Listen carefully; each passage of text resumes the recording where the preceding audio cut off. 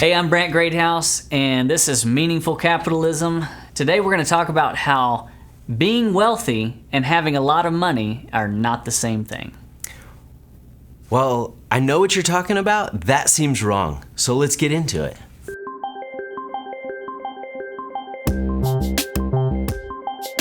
So, a lot of people I don't think understand what is the difference between wealth and money. And so I wanted just to take a few minutes and let's just kind of dialogue about that.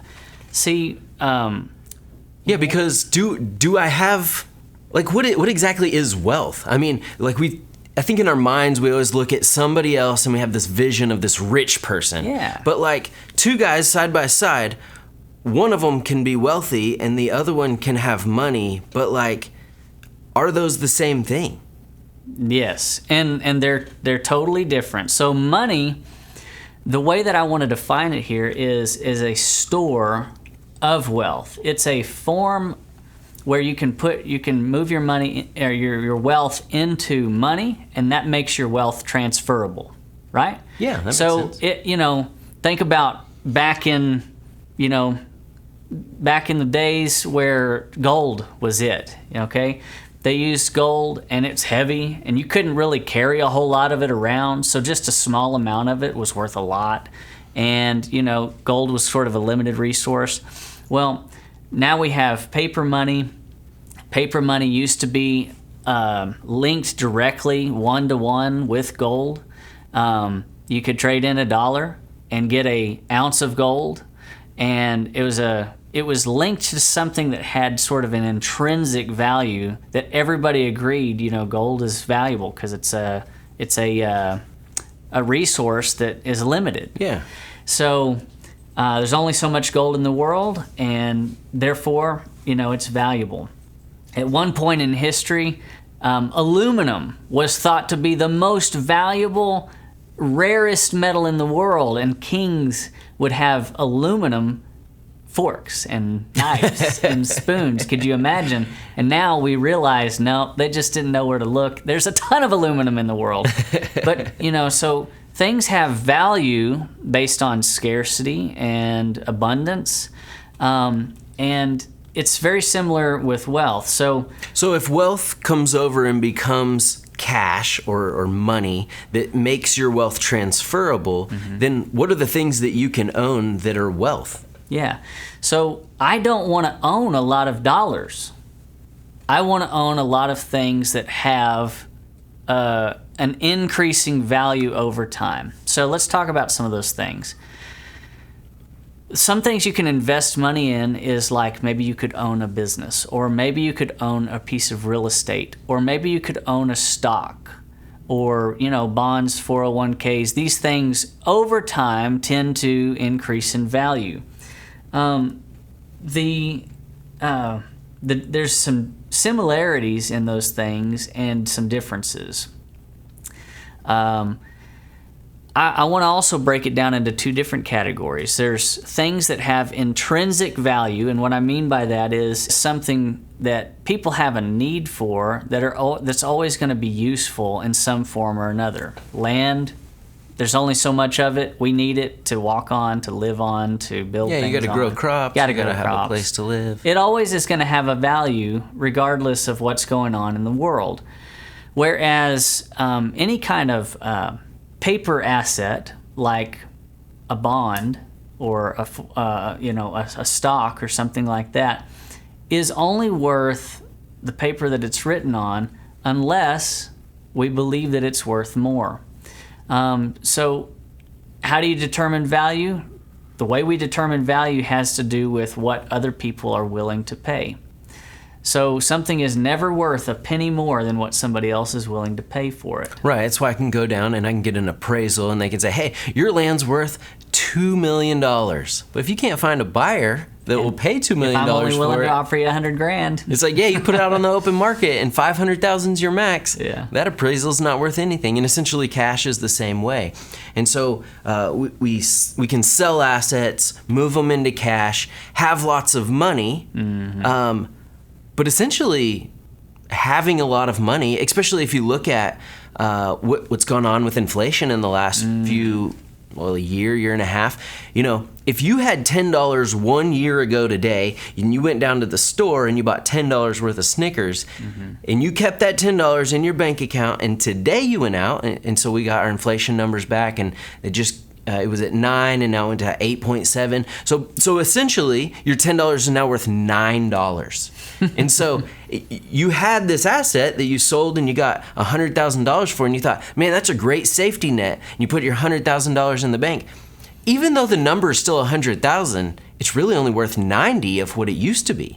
So if you would have taken that money and done an exchange, or you would have just bought something else with your $100,000, and you look at especially real estate, the housing market, these are things that lots of people keep lots of triggers on, and you can watch those things grow. I had a great opportunity to invest in just a little house in Austin it was my brother's house, and he bought a new house. So him and my mom and dad and me, we bought this house from him. Well, in that same 1 year period since we bought it, my $10 went to $9, but my house actually grew in value. Yes. So by having that in something that is a store of wealth instead of a store of money, I gained money, and all of my money that's been in the bank has gone down. And so cash sounds like a depreciable asset. Right. Although I don't think many people would call it a depreciable asset. So wealth never goes away. It's never destroyed. Wealth does not decrease over time. Wealth transfers hands and it changes forms, so it can go from land to cash back into another type of an investment. But the wealth is not destroyed. The value of what you own may increase or decrease based on what other people think it's worth. And like you said, in an inflationary market, if you're holding a lot of your wealth in cash, your wealth is being siphoned away because people are valuing those dollars or that currency less and less, because it truly is only worth what the paper that it's written on. Right. So is there a time when you want to store away a bunch of cash, even in an inflationary market, so that you have the ability to capitalize on an economic downturn? So it's a great question, and it's different for everybody. But what I would say is there are times where you want to have cash and have, I'm going to say, instead of having cash, have purchase power. Your ability to be able to purchase things when the market is not great, so that when the market turns back around, because markets always go back up, there's always springtime after the winter where things begin to flourish and grow and have new growth again. If you want to be able to purchase things when it's down and own it when it's going up and sell it maybe one day when it's at the top, then you need to be able to have purchase power, and that means having some of your own cash. Right. Well, and so I took advantage of this, and we're going to talk about it more in our other podcast, Short-Term and Long-Term Wealth, but I took advantage of the COVID market. The stock market's plummeted, and I was like, hey, this stuff's all going to come back up. Yep. But the numbers were worth nothing. So I bought some stocks and doubled my money real quick. And so join us for that podcast to see how that turned out. Yes, absolutely. So is there a time to have cash? Yes. You sometimes want to go ahead and have some cash, but... And cash makes you lendable to the bank. I mean, it is really good to have money and not everything only in wealth, because then the bank says, well, what are you going to do for a down payment? How are you going to secure these lines of credit? How are you going to utilize this stuff? So there's a balance here, but do I have money or do I have wealth? Well, I think you need to have both. But you really want to keep most of your cash in wealth that's growing over time, regardless of what the economy is doing. That's right. You and I both listen to Ray Dalio from time to time. Oh, yeah. Ray Dalio, big hedge fund owner, really, really smart guy. Countries listen to him for financial advice. Means we should too. What he says is that there's never a time where you want to completely exit the market. People who completely exit the market are doing that based on fear.